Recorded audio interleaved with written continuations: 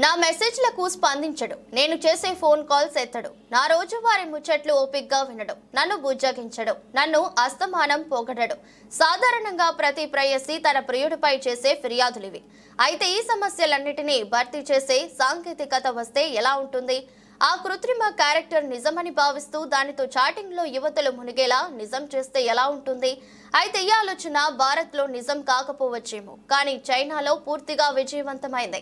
కృత్రిమ మేధతో సృష్టించిన కృత్రిమ బాయ్ ఫ్రెండ్స్ ఇప్పుడు చైనాలో ఎంత ప్రాచుర్యం పొందారో, దీనిని సృష్టించిన వ్యాపారవేత్త ఇప్పుడు బిలియనీర్ అయిపోయారు. ఈ వ్యాపార విజయాన్ని పరిశీలిస్తే సమాజంలో ఇలాంటి అసాధారణ భాగస్వాములు భవిష్యత్తులో మరింత అవసరమన్న విషయాన్ని చెప్పకనే చెబుతుంది. ఫోర్బ్స్ కథనం ప్రకారం షాంఘై కేంద్రం గయావు రున్హా సృష్టించిన dating simulation game love and deep space 60 లక్షల మందిని ఆకర్షించింది. సగటు యువతి తన ప్రియుడు ఎలా ఉండాలని కోరుకుంటుందో అలాంటి ఆదర్శ ప్రియుడిని ఇందులో సృష్టించారు. పొడవుగా అందంగా ఉండే జేన్ అనే పాత్రను సృష్టించారు.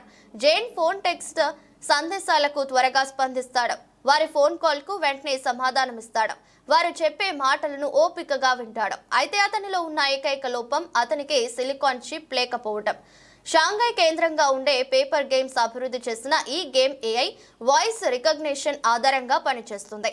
ఈ గేమ్ 5 పురుష పాత్రలతో గేమ్లోని ఫోన్ కాల్స్ కు అనుగుణంగా స్పందిస్తూ వారితో సరస సల్లాపాలు సాగిస్తుంది. ఇది యువతులకు విపరీతంగా నచ్చేసింది. బాయ్ ఫ్రెండ్ స్థానాన్ని ఇది భర్తీ చేస్తుందని వారు భావిస్తుండటంతో దీనికి విపరీత ఆదరణ పెరుగుతోంది.